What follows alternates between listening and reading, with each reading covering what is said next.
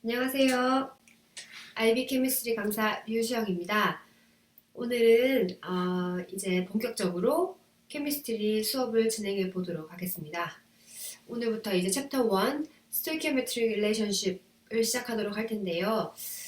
수업 시작 전에 일단 저번 시간에 제가 말씀드렸던 캠브리지 책과 노트, 데이터 북렛, 그리고 챕터 1은 계산하는 것이 많아서 물론 멀티플 초이스 페이퍼 1을 풀 때는 계산기를 쓰지 못하지만 저희 그 수업 진행 스피드상 계산기를 옆에 지참해 두고 계신다면 도움이 될 듯 합니다.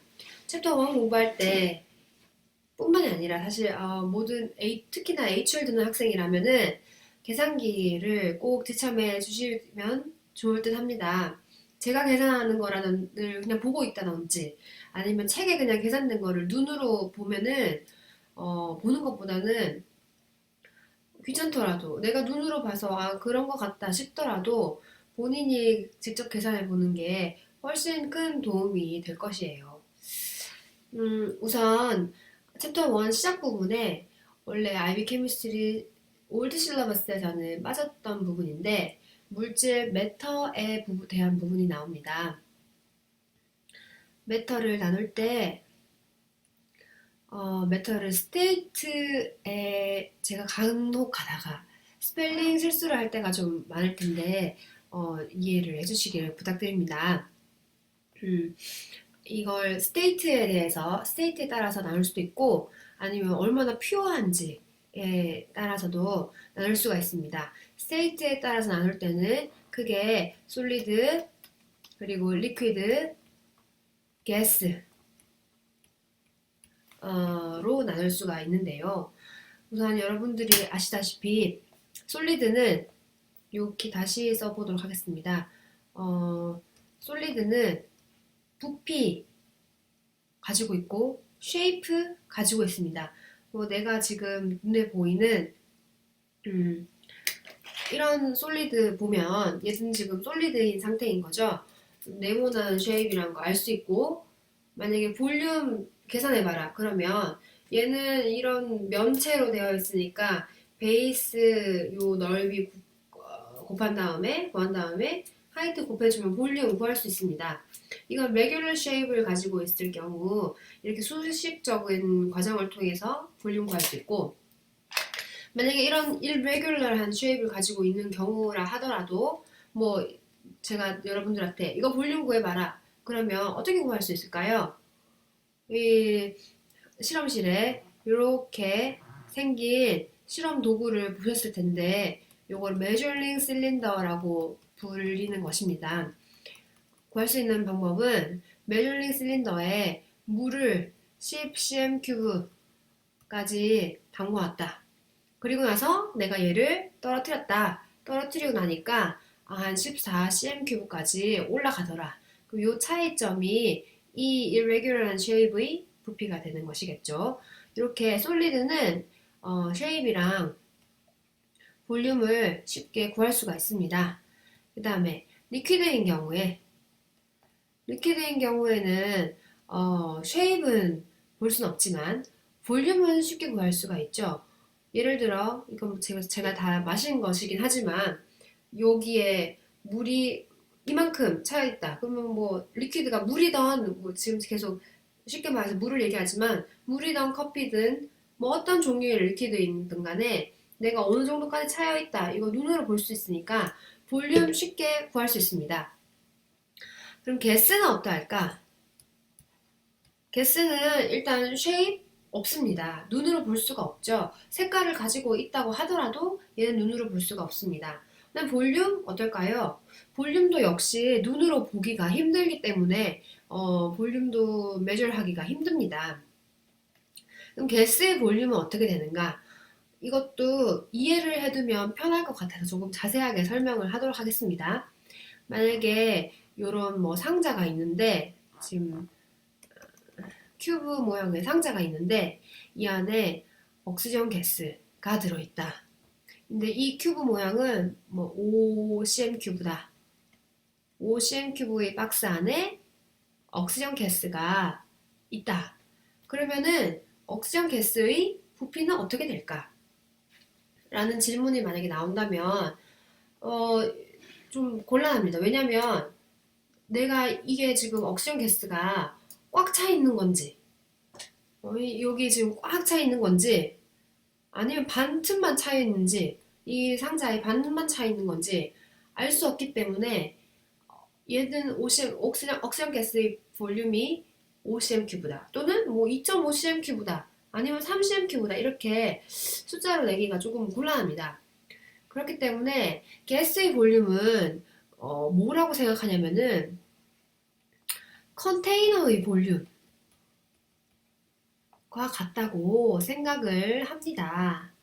더 정확하게 지금 아직 아이디얼 가스를 얘기를 안 했기 때문에 물론 배우신 분들은 알겠지만 아이디얼 가스에 대해서 얘기를 하지 않았기 때문에 구체적인 거는 아이디얼 가스 나중에 조금 챕터 1 뒷부분 배울 때 얘기를 하겠지만 구체적으로 더 자세하게 얘기하자면은 컨테이너 부피가 아니라 가스가 트래블 할 수 있는 공간을 스페이스를 가스의 볼륨이라고 이야기를 합니다. 요거는 조금 뒤에 가서 더 자세하게 얘기하도록 할게요. 그러니까 요즘 눈에 보이지 않지만 큐브 5cm 큐브가 있는데 억시전 가스가 들어가 있다. 그러면 억시전 가스의 볼륨은 5cm 큐브가 되고요. 그러면은 조금 더 어렵게 제가 물어봐서 억시전 가스랑 이 안에 그러면 이제 억시전 가스랑 나이트로젠 가스 두 개가 있다. 그러면 각각의 부피는 어떻게 될 것일까요? 이 안에 지금 억시전 가스랑 그리고 나이트로젠 가스까지 있다. 그렇다면 각각의 부피는 어떻게 될까요? 물어봤을 때 학생들이 많이 대답하는 답은 물론 2.5cm 큐브, 2.5cm 큐브 반반 들어있다고 답을 하는 경우가 많습니다. 그렇지만 그것이 아니라 아까 제가 말씀드린 거를 잘 생각을 해본다면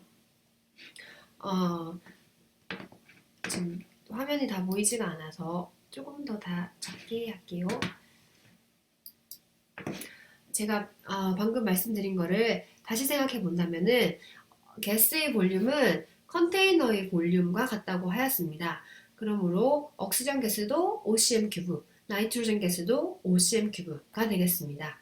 각각의 볼륨은 컨테이너의 볼륨과 같다가 되는 것이고 지금은 그냥 가스는 볼륨을 볼 수가 없기 때문에 가스는 눈으로 내가 볼 수 없기 때문에 가스의 볼륨은 컨테이너의 볼륨과 같다는 것을 이해를 해주시면 될 것 같고요. 그리고 중요한 것이 요 바뀌는 거 솔리드에서 리퀴드로 바뀌는 거. 그러니까 얼음도 얼음 모양만 있는 것이 아니라 얼음이 물이 될 수가 있고 물이 베이퍼로도 될 수가 있죠. 얼음이 물로 되는 거, 솔리드가 리퀴드로 되는 거, 요 과정을 멜팅이라고 이야기를 하고 그 다음에 리퀴드에서 솔리드로 되는 거 요거를 프리징이라고 이야기를 합니다. 그리고 리퀴드에서 가스로 되는 거 막 팔팔 끓여가지고 너무 뜨겁게 해서 리퀴드에서 가스로 되는 거를 evaporation이라고 하죠. evaporation이라 하고 가스에서 리퀴드로 되는 거를 condensation이라고 합니다.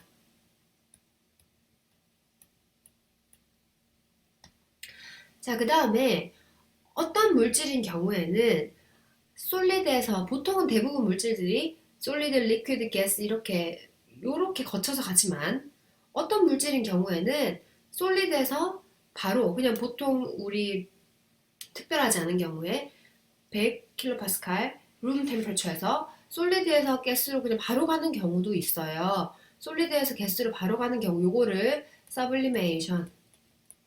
서블리메이션이라고 하고 요 서블리메이션 하는 대표적인 example이 베스킨라빈스에서 가면 주는 거. 베스킨라빈스에서 여러분들 아이스크림 사 먹으면 주는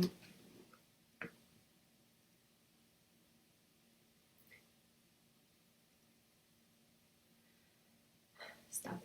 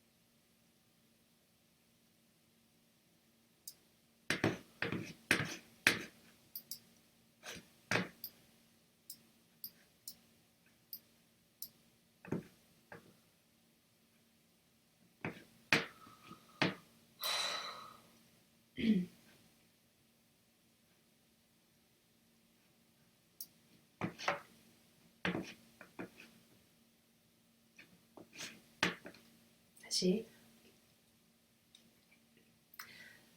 대부분의 물질들이 솔리드, 리퀴드, 가스 이렇게 거쳐서 가지만 어떤 물질인 경우에는 솔리드에서 리퀴드 거치지 않고 바로 가스로 가는 경우도 있습니다. 솔리드에서 이렇게 가스로 바로 가는 경우를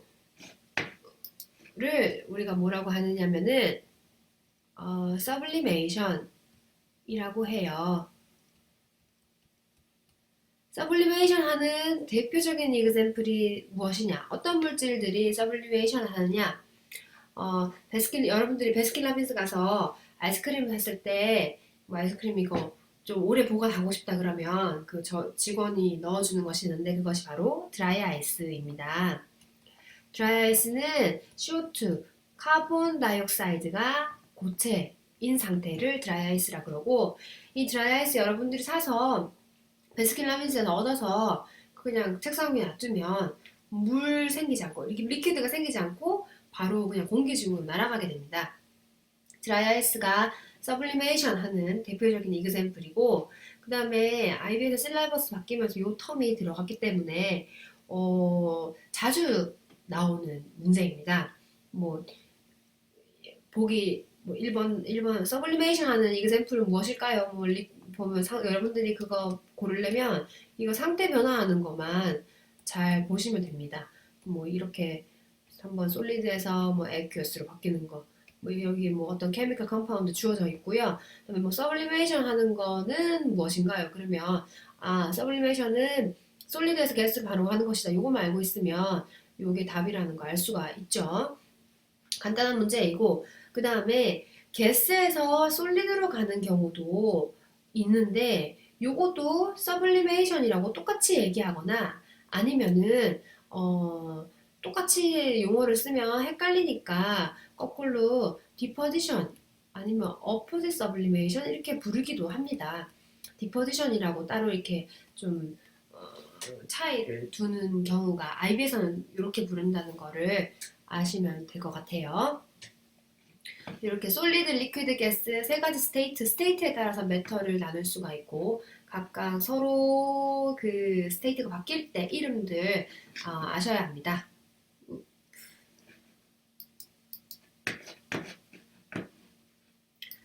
자 그러면 다음 장, 책도 다음 장으로 한번 넘어가 볼게요.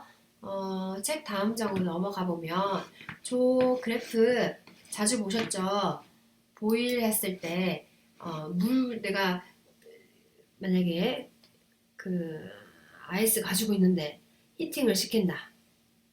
X축이 시간이고 모든 사이언스는 그래프 그릴 때 축 레이블이 뭘로 되어 있는지 보는 거 굉장히 중요합니다. X축이 시간이고 Y축이 만약에 템퍼처라고 했을 때 처음에 내가 맨 처음에 이게 아이스 가지고 있는 게 마이너스 10도씨에서 가지고 있었다. 근데 얘 슬슬 내가 뭐 히팅을 시켰다. 히팅을 시켰을 때 처음에 템퍼처 체인지 되는 게 그래프 요렇게 했다가 그 다음에 계속 히팅을 시켰음에도 불구하고 온도가 올라가지 않고 유지되는 부분 그 다음에 또 계속 올라갔다가 또 히팅을 시켰음에도 불구하고 온도가 올라가지 않고 유지되는 부분이 어느 정도 있다가 이렇게 되죠. 요 그래프 있는데 요 부분이 다 이제 그 솔리드인 파트이고 여기는 온도를 올렸음에도 내가 히팅을 계속 해줬음에도 불구하고 왜 템퍼처 체인지가 없는 것인가? 왜 그대로 유지되는 것인가? 왜냐하면은 솔리드일 때는 하나 몰리큘 하나 몰리큘 하나 몰리큘 이렇게 그린다면 얘네들이 이렇게 다닥 다 붙어 있는데 리퀴드가 되면 이제 얘가 조금 헤어지게 되는 경우죠. 리퀴드가 되면서 여기 끊겨지고 여기 끊겨지고 그래서 뭐 리퀴드가 되면 요렇게 뭐 요렇게 있다. 요 파트의 요 부분에서는 내가 넣어준 힛 에너지가 이렇게 몰리큘 사이에 본드를 끊어주는데 쓰이고 있습니다. 몰리큘 사이의 본드를 나중에 배우겠지만 전문적인 용어로 intermolecular force라고 이야기합니다. intermolecular force를 끊어주는데 쓰이고 있다. 여기는 솔리드랑 리퀴드가 함께 존재하는 부분이고요. 워터인 경우에 0도씨, 여기를 뭐라 그런다? melting point 또는 freezing point라고 이야기합니다.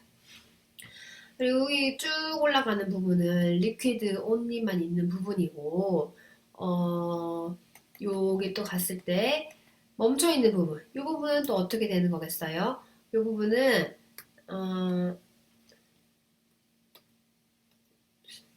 리퀴드가 이게 어느 정도 몰리큘들이 서로 붙어 있는 거라면은 이제 더 끊어져서 완전 다 끊어져 버려가지고 몰리큘 하나씩 존재하는 거, 인터몰리큘러 포스가 완전 다 끊어져 버린 상태, 그 상태가 가스입니다.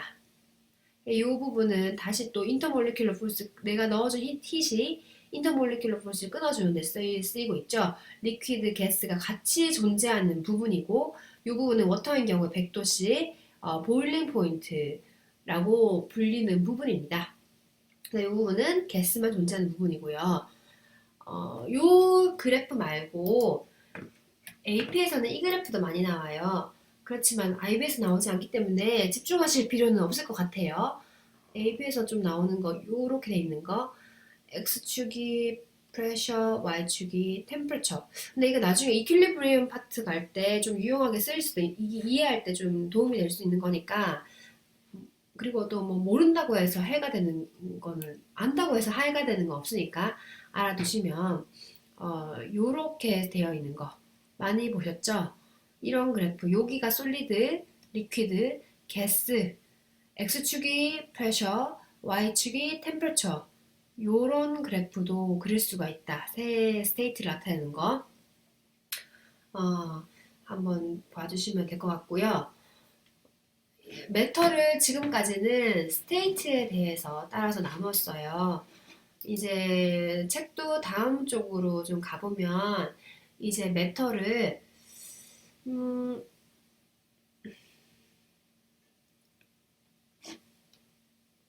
바로 나오지는, 책에서는 지금 바로 나오지는 않았는데,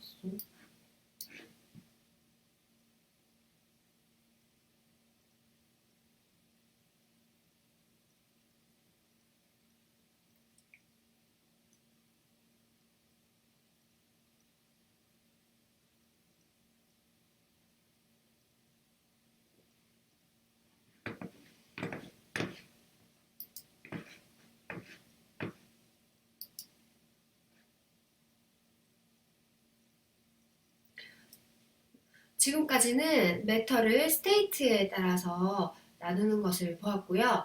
이제 매터를 얼마나 퓨어한가에 따라서 나누는 것을 살펴보도록 하겠습니다. 책에도 책 페이지로는 3페이지에 가면 설명이 되어 있어요.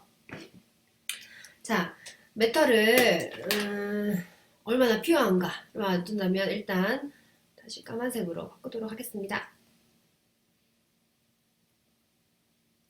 퓨어 서브스턴스랑 퓨어 매터, 매터나 서브스턴스나 똑같은 말이에요. 서브스턴스나 매터나 똑같은 말이고, 퓨어 매터랑 퓨어 서브스턴스랑 그다음에 믹스처로 나눌 수가 있습니다. 그리고 이 믹스처에는 호모지니어스한 믹스처랑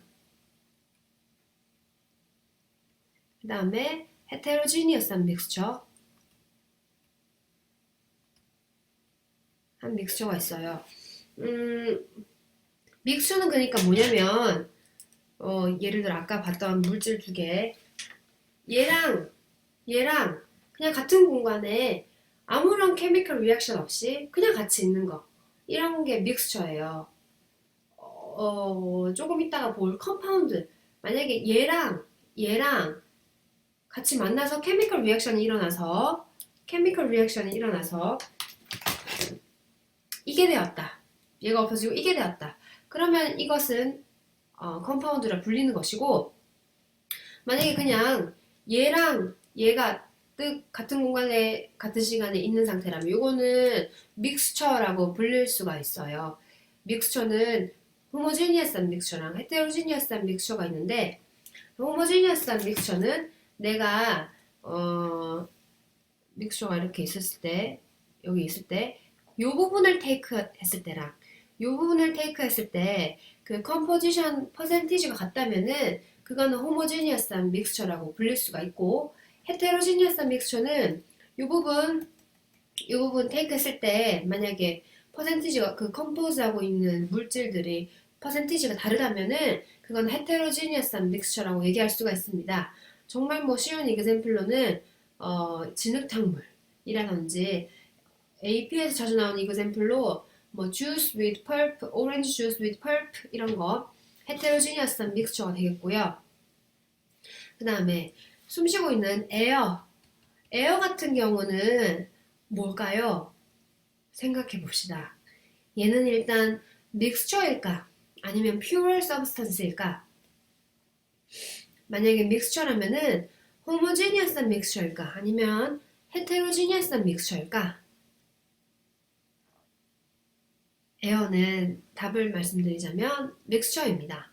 왜냐하면 우리가 숨쉬고 있는 에어에는 뭐 나이트로젠 가스, 옥시전 가스 있고 뭐 CO2도 조금 들어가 있고 뭐 아르곤도 있고 이렇게 다른 애들이 그냥 띵 같이 이렇게 있는 거죠. 얘네들이 뭐 같이 있다고 해서 섞여서 뭐 뭔가로 만들어진 게 아니라 나이트로젠, 옥시전, CO2, 뭐 아르곤 뭐 이렇게 같이 띵띵띵띵 있는 상태입니다. 그러므로 이거는 믹스처이고, 그리고 호모제니어스한 믹스처예요. 왜냐면은 내가 앉아서 숨 쉴 때랑 일어나서 숨 쉴 때랑 그 컴포지션 똑같을 거 아니에요. 그러니까 이거는 호모지니어스한 믹스처라고 볼 수가 있습니다. 그 다음에 pure substance는 크게 어떤 것들이 있느냐, 엘리먼트랑 컴파운드로 나눌 수가 있습니다. 엘리먼트랑 컴파운드로 나눌 수가 있는데, 컴파운드는 이그샘플로 H2O, water, CO2 등등 이런 것들. 그러니까 H2O는 어떻게 만들어진 거냐면은 H2 하이드로젠 가스랑 옥시전 가스가 합해져서 만들어진 거예요. 만약에 하이드로젠 가스랑 옥시전 가스가 그냥 띵 있는 상태다. 그럼 요거는 믹스처라고 얘기할 수 있지만, 얘네들이 이렇게 합해져가지고 H2O가 된 상태는 컴파운드라고 얘기할 수가 있는 것입니다.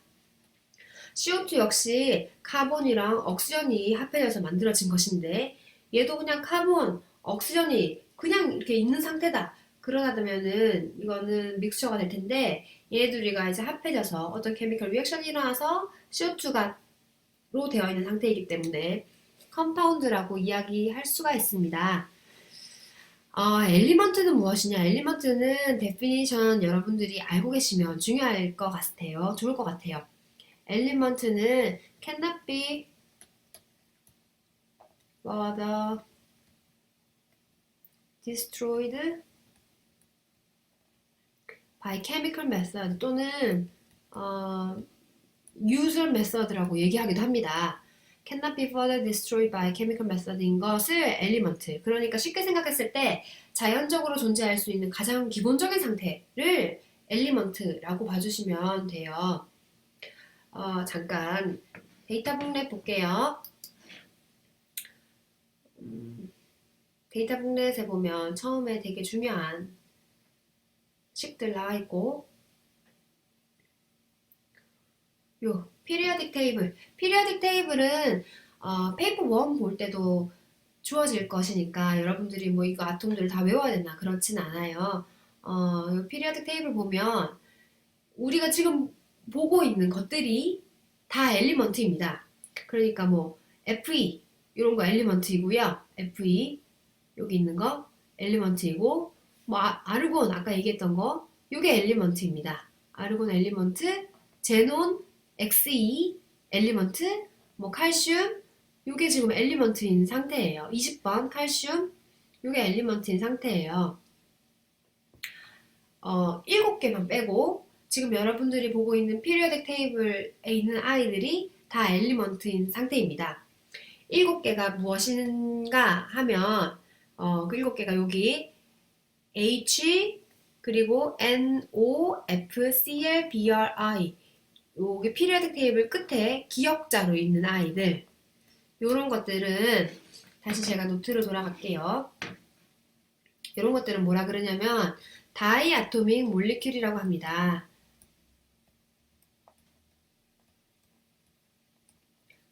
H, 하이드로젠 H2가 엘리먼트이고요. 그 다음에 N2, O2, F2, BCl2, Br2, I2 이 상태가 엘리먼트인 상태입니다. 지금 노트가 안 보여서 잠깐 치우도록 하겠습니다. 이렇게 7개의 상태를 엘리먼트인 상태 얘네들은 그 다이아토믹으로 존재하는 게 엘리먼트인 상태 피리어딕 테이블의 H2랑 요 나머지 6개는 이게 기역자로 존재하고 있습니다. 이게 N이 엘리먼트인 것이 아니에요. N이 엘리먼트인 것이 아니라 N2가 엘리먼트인 상태이다. 다이아토믹 몰리큘 꼭 알아두시고요. 이거 책에서 옥시전 가스라고 하면 O2이지 O인 것이 아닙니다.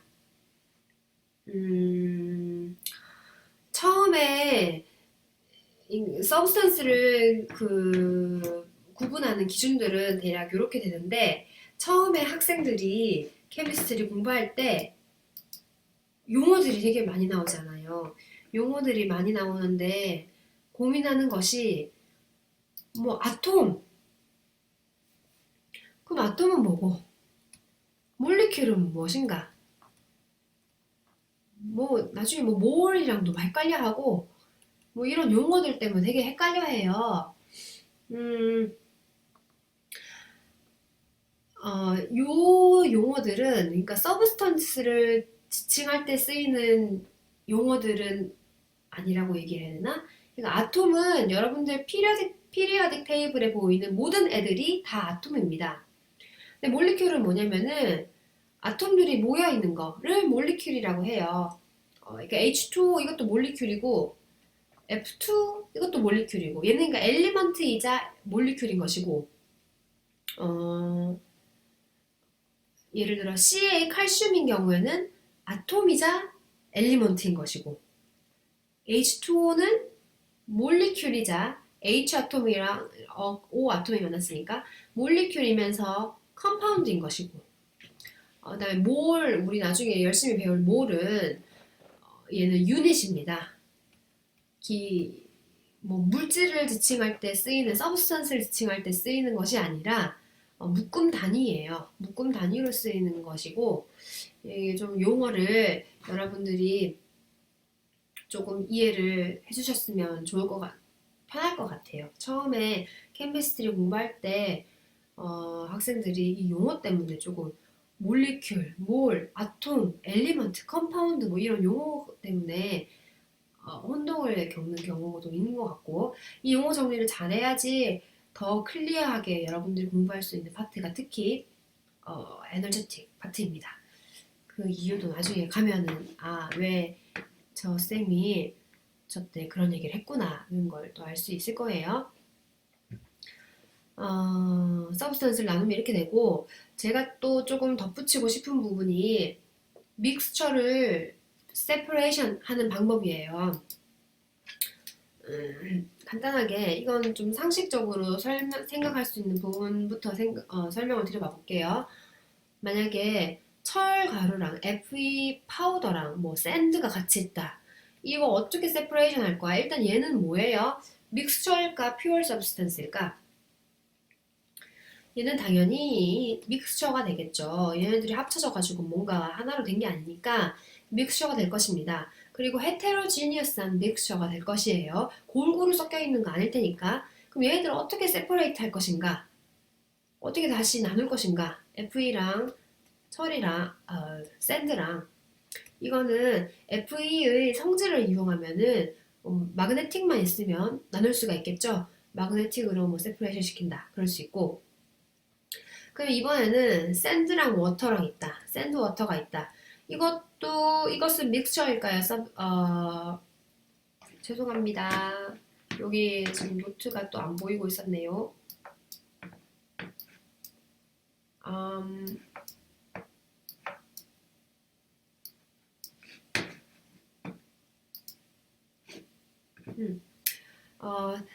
샌드랑 워터랑 있다. 요것들은 그러면 믹스처일까요? 아니면 컴파운드일까 될까요? 퓨어 서브스턴스가 될까요? 요것도 믹스처가 되겠죠? 요거는 그럼 어떻게 나눌 수 있을 것인가? 얘는 지금 하나는 솔리드, 하나는 리퀴드입니다. 이렇게 스테이트가 다른 것 성질을 이용해서 어, 필터레이션 이용해서 나눌 수가 있죠. 얼렌마이어 플래스크 또는 코니컬 플래스크라고 불리는 거 밑에 두고 필터 요거 두고 그다음에 필터 페이퍼로 이렇게 한 다음에 요 샌드 워터 얘를 여기다가 송 떨어뜨려 주면 워터는 여기 다 떨어지겠고 샌드만 여기 이렇게 남아 있게 되겠습니다. 그럼 이번에는 스테이트도 같은 워터랑 만약에 예를 들어 메탄올은 올더 없고 트랜스페런트한 리퀴드가 됩니다. 워터랑 메탄올이 같이 섞여 있다. 이런 병이 들어있다. 그럼 요것도 그냥 두 개가 지금 같이 있는 상태인 거니까 믹스처가 됩니다. 믹스처가 되는데 이런 타입의 믹스처는 내가 어떻게 세퍼레이션을 시킬 수 있을 것인가? 필터도 안 되고 뭐로 이렇게 하나만 쏙 끄집어내는 것도 지금 좀 어려울 것 같고 잘 생각해보면 얘네들 물론 피지컬 프로퍼티 다른 점이 있을 거예요. 만약에 제가 조금 더 쉬운 걸 물어봤다 그러면은 워터랑 오일인 경우엔 둘 다 리퀴드이긴 하지만 얘 둘이는 프로퍼티가 다르니까 그 하나는 음, 물에 잘 녹는 그런 프로퍼티를 가지고 오일은 물이랑 섞이지가 않죠. 요거는 서로 지금 폴라하지 않은가 요것도 챕터 4 되면 더 자세하게 배울 거예요. 폴라리티 차이 때문에 생기는 차이인데 서로 섞이지 않는 성질을 이용해서 세퍼레이션을 할 수가 있습니다. 요건 separatory funnel IB에서는 잘 나오지 않고 나중에 뭐 SAT 같은 거 할 때 뭐 요렇게 생긴 실험 도구 나올 거예요. 볼 수 있을 거예요. separatory funnel은 이렇게 층지는 두 가지 리퀴드를 분리해낼 때 쓰면 좋은 것입니다. 보통은 워터가 무거워서 워터가 밑에 내려가고 이렇게 오일 같은 게 위에 동동 뜨게 돼요.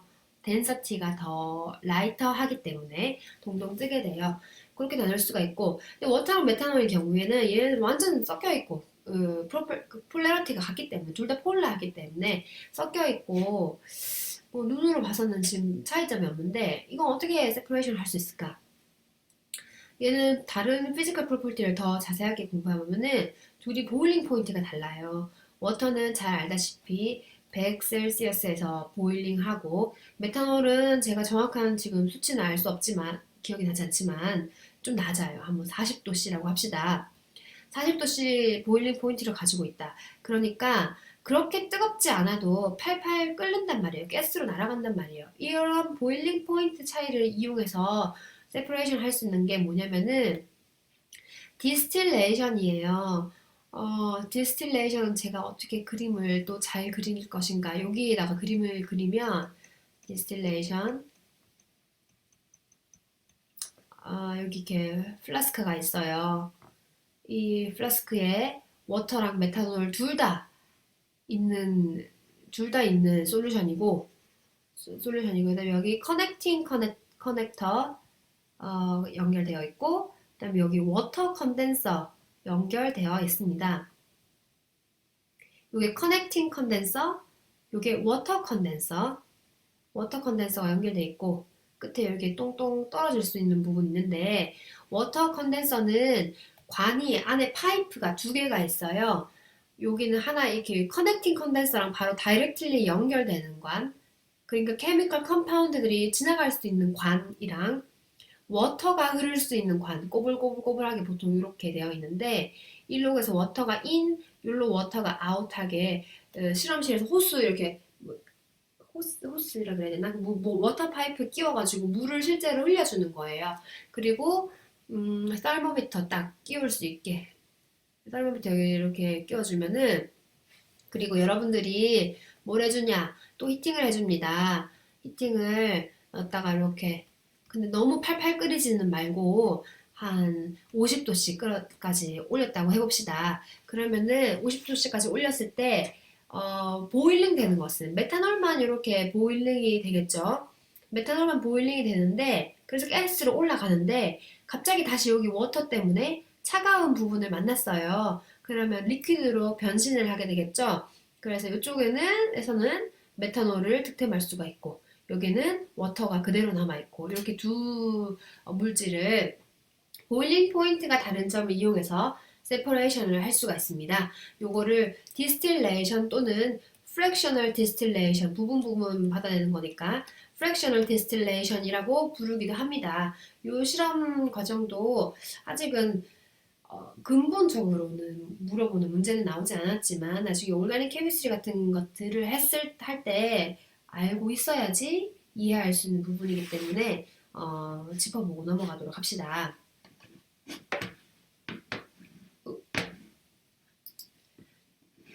물질을 분리하는 것은 이렇게 되었고요. 그 다음에 이제 케미컬 이퀘이션을 같이 볼 것이에요. 케미컬 이퀘이션을 볼 때 여러분들 많이 봤었던 거, 뭐 H2 더하기 O2, 화살표 H2O, 그리고 뭐 괄호하고 여기 게스, 뭐 예를 들어서 이거는 리퀴드다. 요거 스테이트 체인지는 아마 제 생각에는 여러분들께서 이 IB 과정을 하기 전에 다 배웠을 거라고 믿지만, 그래도 한번 짚고 난다면 이거는 솔리드인 상태, 진짜 뭐 아이스거나 아니면 진짜 뭐 아까 보여드렸던 이런 솔리드 상태를 말하는 거고, 리퀴드, 이걸 L로 쓰면 이건 리퀴드인 거, 워터라든지 아니면은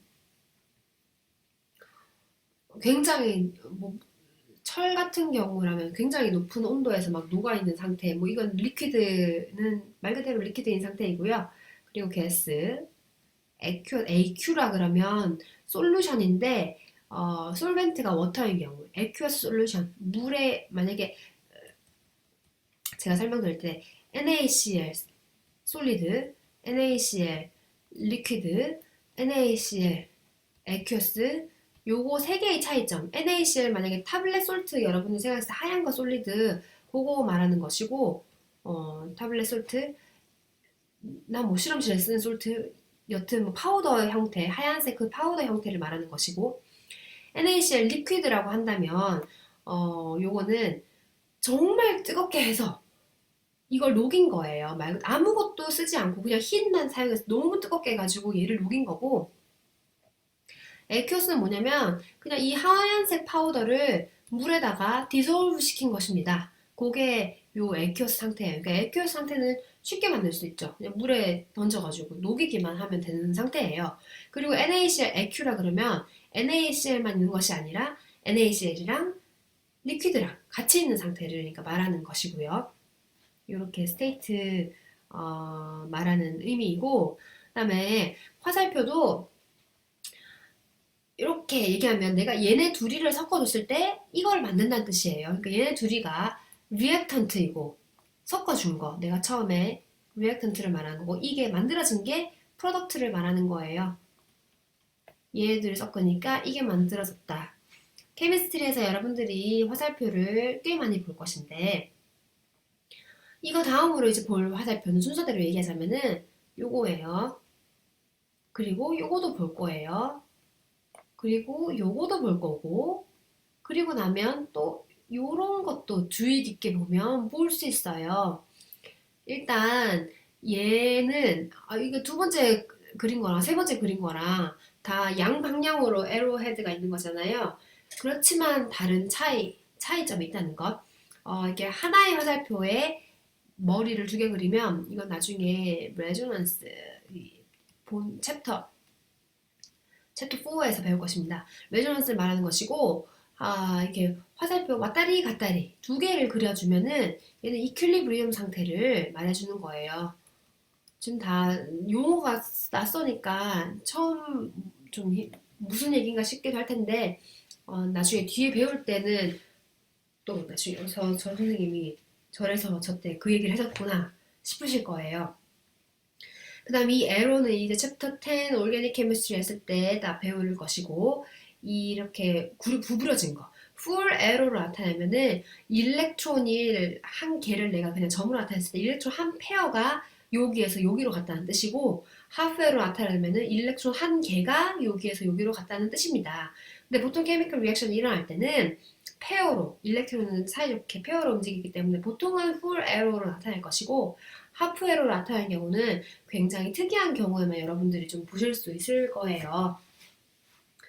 자, 케미컬 리액션 일단 지금 요렇게 나타내는 거를 제가 말로 길게 나타내면 하이드로젠 가스랑 옥시전 가스를 섞었더니 워터 리퀴드가 나왔다 라는 것을 간단하게 나타내면은 요렇게 케미컬 심볼을 나타내서 하이드로젠 가스는 H2, 그 다음에 옥시전 가스는 O2, 워터는 H2O 이렇게 간단한 심볼로, 그리고 이게 섞어준 거 리액턴트, 제가 프로덕트 나타낼 수가 있는데, 중요한 것은 이제 밸런싱 하는 거예요. 밸런싱 케미컬 이퀘이션. 밸런싱 케미컬 이퀘이션 하는 것은 기본적인 아톰을 발견한 수백 년 전에 아톰을 발견한 달튼이란 사람이 얘기한 기본 베이스 룰, 그리고 그것이 실제인 그 룰에 의해서 케미컬 리액션이 일어날 때 뭐 없던 것이 새로 생겨나는 것이 아니고 있던 게 없어지는 게 아니라 그냥 아톰들이 리어레인지먼트가 일어나서 새로운 컴파운드가 되는 것이다.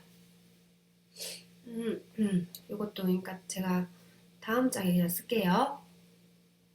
아까 썼던 것이 H2 더하기 O2 했을 때 H2O, H 아톰 하나를 세모로 나타내고 O 아톰을 동그라미로 나타내면은 지금 상태가 이렇게 되는 거죠.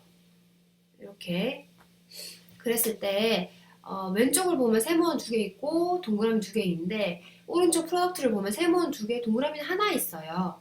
근데 다시 얘기했듯이 케미컬 리액션이 일어날 때 리어레인지먼트 되는 거예요. 그러니까 세모 묶였던 게 풀리고 동그라미도 묶였던 게 풀린 다음에 이렇게 짝꿍이 지금 만들어지는 거죠. 그리고 리액션 전후로 해서 동그라미 개수, 세모 개수가 같아야 되는데, 밸런싱 시켜줬을 때 너무 제가 기본적인 얘기를 하는 거 아닌가 싶지만, 밸런싱 시켜줬을 때 O를 두 개 만들어주기 위해서 이렇게 서브스크립트를 바꿔주면 절대로 안 돼요. H2O, H2O2 이렇게 써줘 버리면은 이건 다른 컴파운드로 바뀌는 거거든요. 서브스크립트가 바뀌면은 딴 물질로 바뀌게 되는 거예요.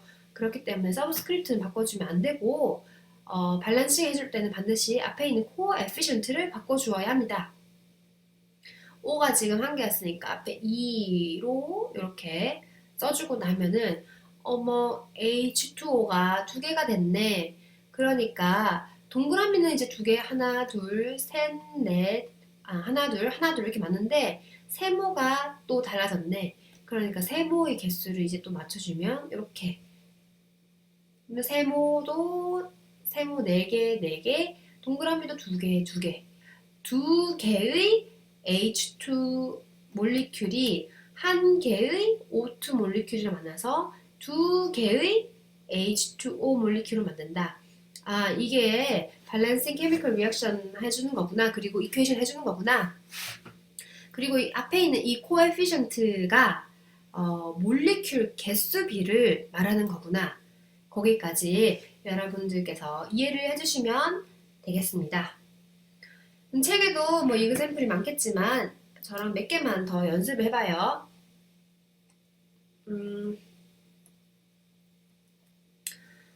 N2 더하기 H2. 나이트로젠 가스랑 하이드로젠 가스가 만나서 암모니아가 만들어지는 거. 암모니아 가스가 만들어지는 거. 지금 내가 왜 어떤 학생들은 H2 더하기 N2인데 왜 저게 만들어지지? 이것도 머릿속에서 혼동이 오는 학생들도 있을 거예요. 이거를 다 외워야 되는 것이 아니라 얘 만들어 더해지면 얘가 된다는 거 다 외워야 되는 것이 아니라 여러분들께서 사실 제가 지금 쓴 거는 굉장히 대표적인 케미컬 리액션 중에 하나인 거예요. 하버 프로세스라고 불리는 것이죠. 이런 거 알이 없는 것 같아. 하버 프로세스라고 불리는 것이고 이런 유명한 것들은 뻔한 말로 드릴지는 모르겠지만 자주 보면은 눈에 익는다는 것. 요 리액션은 우선 지금 왜 NH3가 만들어지지에 집중하지 말고 그냥 이그샘플만 봅시다. 그리고 이 케미컬 리액션은 굉장히 유명한 케미컬 리액션이라는 거를 조금 강조해 두고 싶고요. 제가 지금 나이트로젠 가스랑 하이드로젠 가스 더해져서 암모니아 가스가 만들어졌다. 암모니아가 NH3라고 쓰이는구나. 이런 기본적인 노멘클레처는 다 준비가 돼 있으셔야 돼요. 이제 IB에서는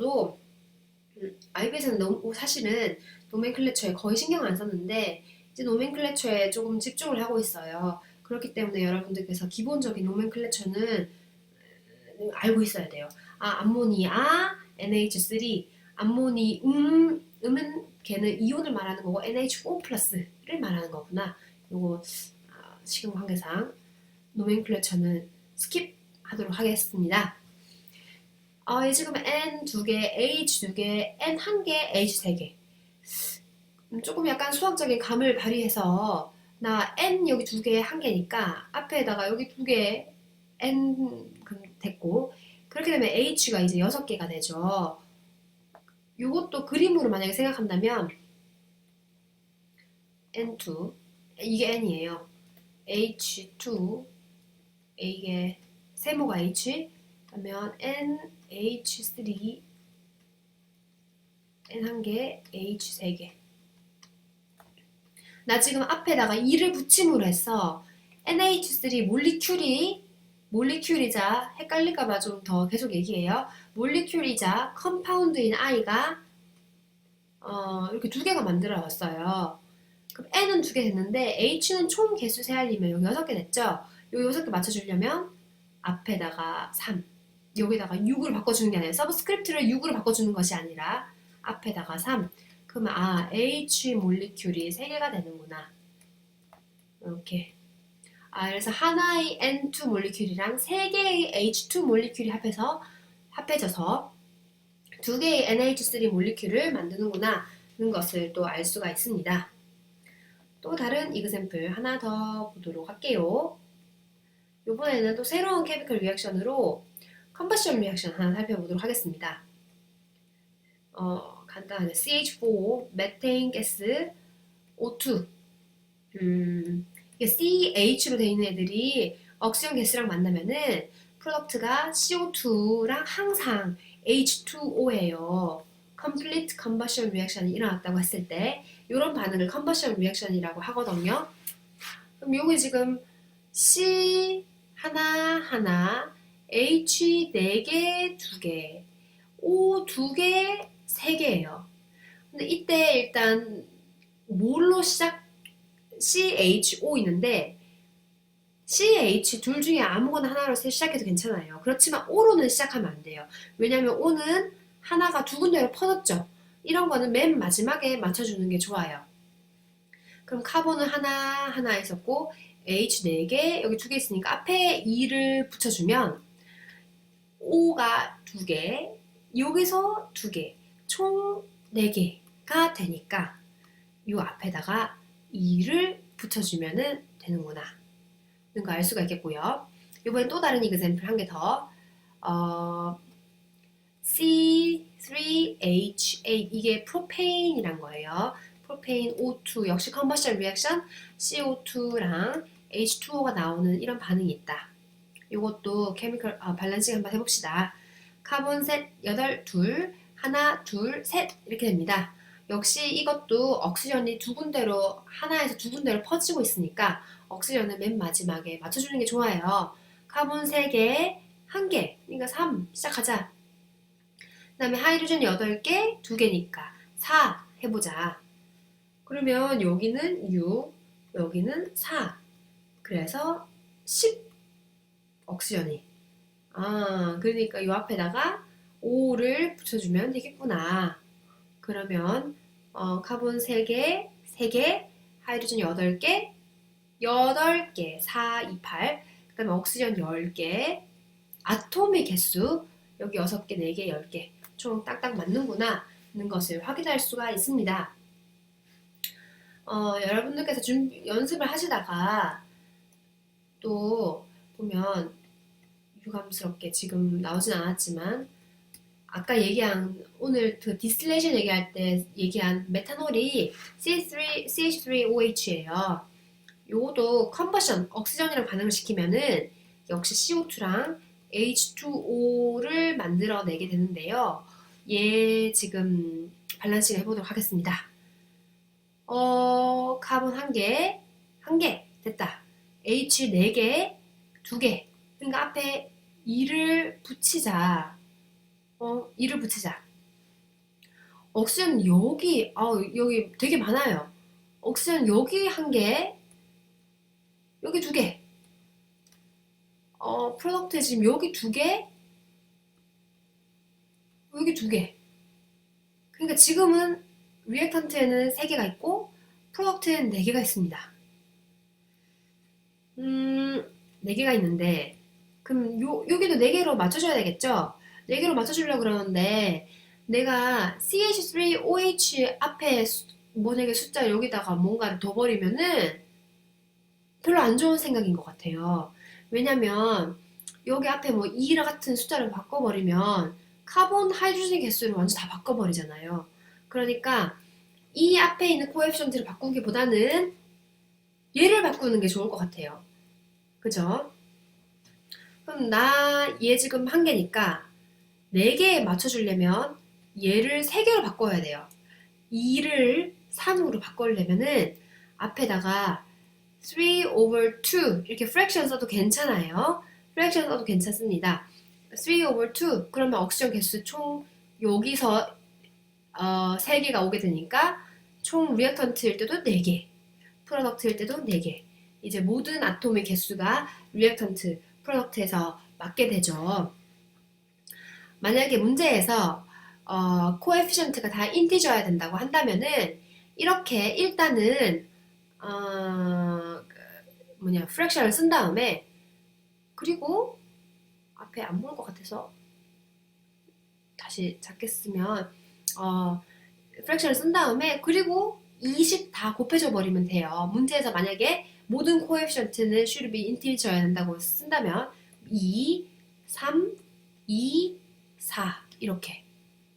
그리고 나서 확인하면 카본 2개, 프로덕트에도 카본 2개, 리액턴트일 때 하이드로젠 개수 4개 있는데 앞에 2 있으니까 8개, 프로덕트일 때도 8개, 옥시전 개수 여기서 2개, 여기서 6개, 그러니까 총 8개, 프로덕트일 때 여기서 4개, 여기서 4개, 그러니까 총 8개. 이렇게 맞는 거 볼 수가 있습니다. 여기 밸런싱 하는 거 조금 이 아톰 개수만 맞춰야 된다는 거 집중해가지고 밸런싱 하는 거 몇 개 책에 있는 문제들 지금 보면 이건 제 생각에는 여러분들께서 그 프리-IB 했을 때, IGCSE나 MIP 했을 때도 많이 연습을 하셨을 거라고 생각을 해요. 책에 6쪽에 보면 Test Yourself Number 1, Question 1 요거 문제 있으니까 꼭 풀어보도록 하세요. 연습을 해보시고 답을 맞춰보시길 바랍니다. 혹시 질문사항 있으시면 질문 남겨주시고요. 오늘은 일단 밸런싱 케미스트리, 그러니까 오늘 무엇을 했느냐? 매터를 나누는 방법. 매터는 스테이트에 따라서 나눌 수가 있고 얼마나 퓨어하냐에 따라 나눌 수도 있다. 그 다음에 제가 조금 얘기가 길어진 것이 뭐 실험 이런 거 좀 얘기를 해서 길어졌어요. 그렇지만 여러분들이 이걸 알면은 더 뒤집어 얘기하는데 이해가 될 것이기 때문에 오늘 이야기를 한 것이고요. 그 믹스처들을 어떻게 분리할 것인가 거기에 대해서 얘기를 했고, 그 다음에 케미컬 리액션 쓸 때 뭐 리액턴트, 프로덕트, 스테이트 쓰는 방법 얘기했고, 밸런싱 케미컬 리액션 하는 거, 케미컬 이퀘이션, 밸런싱 케미컬 이퀘이션 하는 거에 대해서 살펴보았습니다. 밸런싱 케미컬 이퀘이션 할 때는 기본적으로 리액턴트 프로덕트일 때 몰리큘 또는 컴파운드는 바뀔 수 있지만 아톰 개수는 변하지 않아야 된다는 거에 주의하면서 했었죠. 오늘까지 한 것은 되게 복잡한 거는 아니었어요. 그러니까 책 다시 읽어보시고 이해가 안 되는 부분은 강의를 다시 한번 보시고 꼭 이해를 하고 넘어가시고요. 연습 몇 개 하시고 다음 시간부터 조금 더 어려운 계산 부분 공부하도록 하겠습니다. 그러면 복습 잘 해보시고 저는 또 다음 강의에서 뵙도록 하겠습니다.